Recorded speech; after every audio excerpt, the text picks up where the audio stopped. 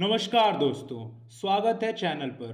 आपको पता है दुनिया में कुछ चीज़ें हैं जो कभी चेंज नहीं होती, जैसे बेलिंगम की ड्रिबलिंग और वेलवार्दे की शूटिंग। उसी तरीके से डियोगो सिमियोने का रियल मैड्रिड से जलील होकर घर जाना। कल सुपर कोपा में वही हुआ जो पिछले 10 साल से होता आ रहा है। Real Madrid 2, Atletico Madrid 1। लेकिन असली एंटरटेनमेंट मैच में नहीं था। असली एंटरटेनमेंट था हमारे ड्रामा किंग डिएगो सिमियोने में, जो पिच पर कोच कम और बिग बॉस के कंटेस्टेंट ज्यादा लग रहे थे। भाई मैच शुरू होने से पहले ही खत्म हो गया। 2 मिनट, सिर्फ 2 मिनट हुए थे, लोग पॉपकॉर्न लेकर बैठे भी नहीं थे। वेलवार्दे ने एक ऐसा रॉकेट मारा जो ओब्लैक को हवा भी नहीं लगा। बॉल नेट फाड़ते हुए अंदर गई। वेलवार्दे का वो गोल सिर्फ एक गोल नहीं था, वो सिमियोने के मुंह पर एक तमाचा था। फिर 55th मिनट पे वेलवार्दे ने एक असिस्ट दिया जिसको रोड्रिगो ने बहुत इजीली कन्वर्ट कर कर गोल मार दिया। एथलेटिको ने बाद में एक गोल मारकर कुछ चीज़ें वापस सुधारने की ट्राई करी, बट वो काम नहीं आया। Real Madrid was just chilling. उन्हें पता था ये उनका प्लेग्राउंड है। अब बात करते हैं द क्लाउन शो की। जब टीम फुटबॉल नहीं खेल पाती तो सिमियोने क्या करता है? एक्टिंग। जब 81st मिनट पर विनीशियस सब्स्टिट्यूट होकर बाहर जा रहा था तो इसको लगा कि ये उसको मॉक कर सकता है।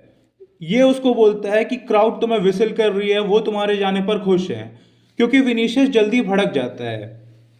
इमेजिन करो, एक 54 ईयर का बुढ़ा एक 24 साल के लड़के से सड़क छाप भाषा में उसको मॉक कर रहा है। और क्यों? क्योंकि स्कोर बोर्ड पर एक बहुत बड़े लेटर में एल लिखा हुआ है। वीरे ने शायद बस उसका जवाब इतना ही दिया होगा कि स्कोर बोर्ड देखा क्या, और सिमियोने का फ्यूज उड़ गया। दोनों को येलो कार्ड मिला, पर इज्जत सिर्फ सिमियोने की गई। आखिरी में घुटने सिमियोने ने ही टेके, जो वो हमेशा करता है मैड्रिड के अगेंस्ट। ये बंदा हमेशा पिच पर टफ गाय बनता है, पर रियल मैड्रिड के सामने हमेशा क्राई बेबी बनकर वापस चला जाता है।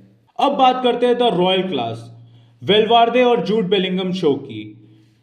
भाई क्लास का डिफरेंस देखो। सिर्फ एक तरफ सिमियोने सड़क छाप की तरह लड़ाई कर रहा था, तो दूसरी तरफ फेदे वेलवार्दे और जूड बेलिंगम पिच पर पेंटिंग बना रहे थे। वेलवार्दे ने सिर्फ गोल नहीं मारा, बंदा पिच पर ऐसे भाग रहा था जैसे उसके पीछे सिमियोने के भेजे हुए कॉन्ट्रैक्ट किलर्स भाग रहे हो। पूरे टाइम बंदा सिर्फ भागता ही रहा पूरे मैच में, और उसने जो असिस्ट और टैकल्स किए हैं वो नेक्स्ट लेवल थे।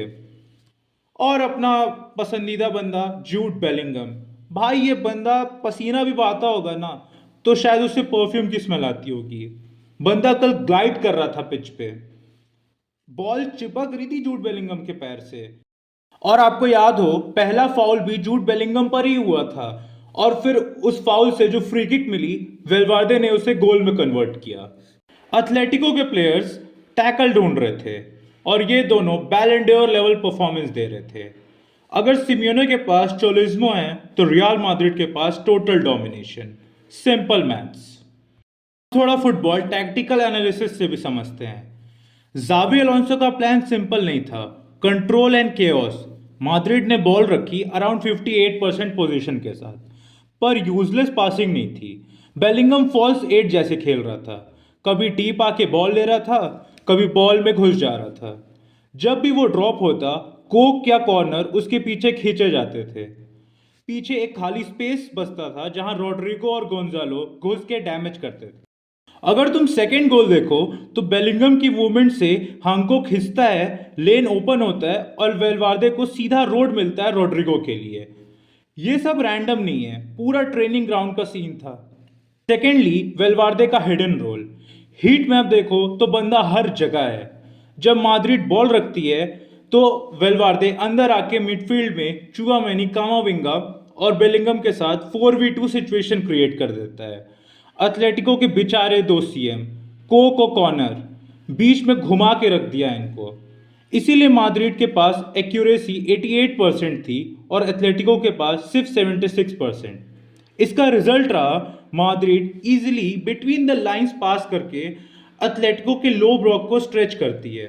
मूविंग फर्दर, एक बंदे की बात करना बहुत जरूरी है, कोर्तवा, ऑक्टोपस कोर्तवा। एक बंदा जिसने एक्चुअली में माद्रिद को फाइनल पहुंचाया। टीबू कोर्तवा गॉड मोड एक्टिवेटेड में था। एथलेटिको ने शॉट्स डबल मारे। 24 शॉट्स थे एथलेटिको के और 11 शॉट्स थे माद्रिद के। एक्सजी भी उनका ज्यादा था, 1.8 वर्सेस 1.4। पर कोर्टवा ने बोला सपना देखो गोल्स नहीं। कोर्टवा के जो सेव्स थे इस मैचेस में वो बहुत ही नेक्स्ट लेवल थे। मैं बात करूं अगर सोरलोथ की वो हेडर की जिसका अचानक से रिफ्लेक्स करके कोर्टवा ने एंगल बदला, या बात करूं एलेक्स बेनेना की वो लॉन्ग रेंज रॉकेट की, कोर्तवा रियल माद्रिद का हार्ट है। मेरे को तो लगता है उसका स्टैचू बनाना चाहिए, जल्दी से जल्दी बनाना चाहिए। तो दोस्तों मोरल ऑफ द स्टोरी क्या है?